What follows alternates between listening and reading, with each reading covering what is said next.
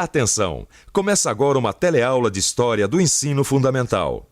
Você vai assistir a teleaula de número 15. Bons estudos!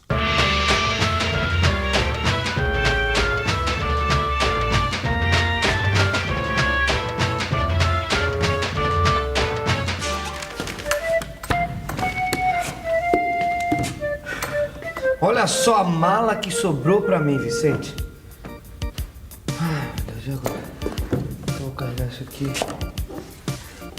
Ô, Vicente. Oi. Você não vai se trocar?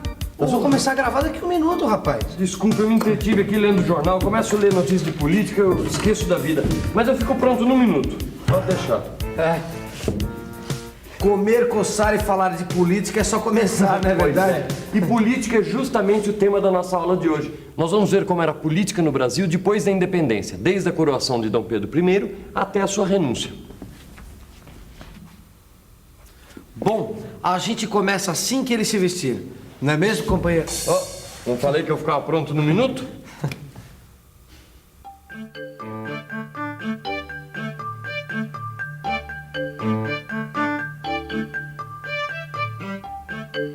Ora, quem está de volta? Há quanto tempo, nosso ilustre viajante? Eu saí daqui logo depois da independência, 1822. Nós estamos em 1831. 9 anos. Não faz tanto tempo assim. E como sempre, eu volto ao Brasil cheio de histórias para contar. Ei, eu disse que estou cheio de histórias para contar. Eu ouvi. Então continua ouvindo, Horas. Parece até que não ficou interessado. Olha, você vai me desculpar, mas do jeito que vão as coisas, a única história que anda me interessando é a história do Brasil. Mas que história? Nós acabamos de ficar independentes, não fazem nem... 9 anos, o tempo que você esteve fora. E vai dizer que eu perdi muita coisa. E vai dizer que a renúncia de Dom Pedro I é pouca coisa. Por essa eu não esperava. Eu saí daqui, ele tinha acabado de ser coroado. Eu voltei, ele tinha acabado de renunciar ao trono. Agora, eu acho que essa história está muito mal contada. Não. É você que está mal informado. Mas deixa comigo que eu vou te contar essa história direitinho. Independência ou morte! Mas não foram só os brasileiros que comemoraram os novos tempos. Os portugueses que viviam aqui desde a vinda da família real se uniram para dar apoio político ao imperador Dom Pedro I e formaram um grupo que ficou conhecido como Partido Português. Já os brasileiros se dividiram em 2 grupos, os democratas e os aristocratas. E cada partido tinha uma ideia diferente de como o Brasil devia ser governado, certo? Exatamente. Os portugueses queriam que o imperador tivesse poder absoluto, sem limites. Já os democratas pensavam o contrário, que o poder deveria representar a vontade da maioria. E os aristocratas, por sua vez, achavam que o imperador deveria ter poder sim, mas limitado pela Constituição. E afinal, quem ganhou essa disputa? Pois é, os 3 partidos foram eleitos para a Assembleia Constituinte. Mas quando começaram os trabalhos, em 1823, os aristocratas já tinham dado um jeito de expulsar os democratas da política. Então essa disputa ficou entre os portugueses e os aristocratas. Mas não por muito tempo, não. Peraí, como assim? O que acontece é que o imperador fechou a Constituinte e nomeou uma comissão para elaborar a lei máxima brasileira à sua medida, a Constituição Política do Império do Brasil. Isso já foi no ano de 1824. O poder estava todo concentrado nas mãos dele. Vocês já imaginaram a briga que Dom Pedro I comprou? De um lado, o imperador e os portugueses, do outro, os brasileiros. E o campo de batalha era a nossa primeira Constituição. Mas o que é realmente uma Constituição? E por que ela é tão importante? Vamos ver? Seu Gustavo, o senhor precisa entender que a gente não pode mudar as cores da encomenda de uma hora para outra. Tá tudo pronto aqui, tudo, tá tudo... Quem é que vai arcar com esse prejuízo? Tá bom, eu vou ver o que eu posso fazer. Até mais. Cidinha, seu Gustavo quer que a gente faça os uniformes tudo de novo. E ele pode mandar assim, sem mais nem menos? Sei lá, né? Ele também é nosso sócio, entrou com a maior parte do dinheiro. Ah, não, vou resolver isso já já. Procura aí o contrato social. Ah, boa ideia. Foi pra isso mesmo que nós fizemos um contrato. Pra ver quem é que tem poder dentro da confecção. E ao mesmo tempo para limitar esse poder. A confecção não pode depender da vontade absoluta do seu Gustavo. Não é porque ele deu a maior parte da grana que ele vai se sentir o dono. Contratos e constituições são coisas parecidas. Ficou mais claro? Contratos e constituições existem para definir quem tem o poder, seja o imperador, o presidente, o Congresso, etc. E, ao mesmo tempo, para limitar esse poder. Aqui no Brasil, nós passamos pela elaboração de uma Constituição em 1988. Você se lembra da briga dos constituintes? Durante esta Constituinte, surgiram muitas divergências entre os deputados. Isso aconteceu porque eles defendiam diferentes ideias sobre a organização do país. Um exemplo foi a discussão sobre o direito de voto dos analfabetos, que foi contemplado no texto final. Outras questões, como reforma agrária e direitos dos trabalhadores, também dividiram as opiniões dos deputados. O resultado dessas discussões determinou os direitos e deveres de todo cidadão brasileiro. Entendeu agora por que uma Constituição é tão importante? Não foi à toa que houve tanta briga por ela no Primeiro Império.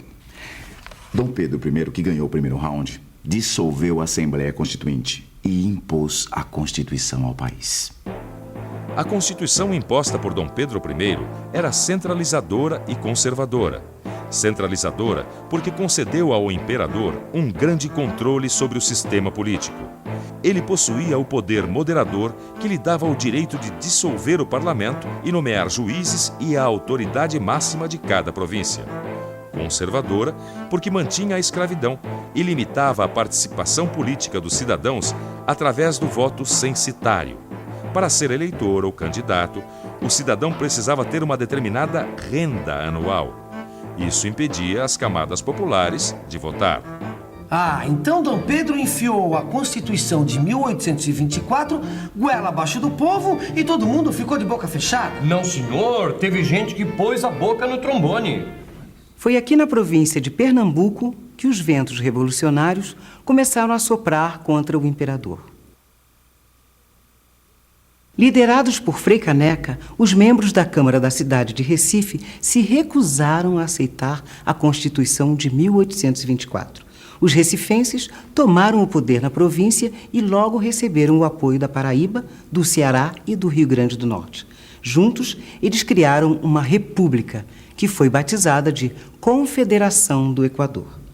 Me diga uma coisa, que fim levou essa história da Confederação do Equador? Ih, acabou mal. Os líderes do movimento tinham ideias muito liberais. Perderam o apoio dos comerciantes e dos senhores de terra. O governo central mandou as tropas para lá e acabou com tudo. Os líderes foram condenados à morte. O Frei Caneca queria que a Constituição fosse fruto de um acordo, um pacto entre as províncias e o imperador. Uma Constituição a favor da liberdade dos cidadãos. Frei Caneca era um liberal. Daí a sua briga com Dom Pedro, que era um autoritário. Quer dizer, queria ser a única autoridade do país. Frei Caneca foi executado, mas suas ideias não morreram. Continuaram a se espalhar pelo Brasil. Dom Pedro I ganhou a batalha, mas tinha começado a perder a guerra. A Câmara dos Deputados foi reaberta e, junto com ela, a oposição ao imperador. O medo de uma possível reunificação com Portugal voltou a ser o assunto do dia na imprensa, que não economizava críticas a Dom Pedro. O tempo fechou ainda mais com a turbulência das revoluções europeias. Elas acabaram com o absolutismo em países importantes como a França. Não era mais possível justificar as atitudes autoritárias do nosso imperador.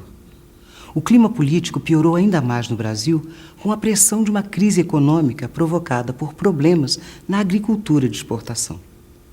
Pois é, no meio desse tumulto todo, Dom Pedro se envolveu na sucessão do trono português. Queria que a sua filha fosse a escolhida para herdar a coroa. Acontece que os brasileiros, a gente já sabe, queriam distância de Portugal. A atitude do imperador caiu como uma bomba em diversos setores brasileiros. E eles acabaram se unindo para combater Dom Pedro. O jogo político chega a um ponto crítico com o assassinato do jornalista Líbero Badaró, que fazia oposição ao governo. A agitação política chega às ruas. Aumenta o conflito entre os portugueses partidários do imperador e os brasileiros unidos na oposição. Dom Pedro ainda tentou fazer diversas jogadas políticas, mas a coisa só piorava. Havia boatos de que ele fecharia outra vez a Câmara, ficando livre para governar de maneira ditatorial. A reação foi quase imediata. Setores populares foram às ruas para protestar contra a nova medida do imperador. Deixa os comentários para depois e termina a história primeiro. Como acabou? Acabou como você já sabe. O imperador renunciou ao trono em nome de seu filho, Dom Pedro de Alcântara. Foi assim que acabou. E atenção, se liga aí que é hora da revisão. Logo depois da independência, o Brasil se dividiu em dois partidos. O Partido Português, que apoiava Dom Pedro I, e o Partido Brasileiro.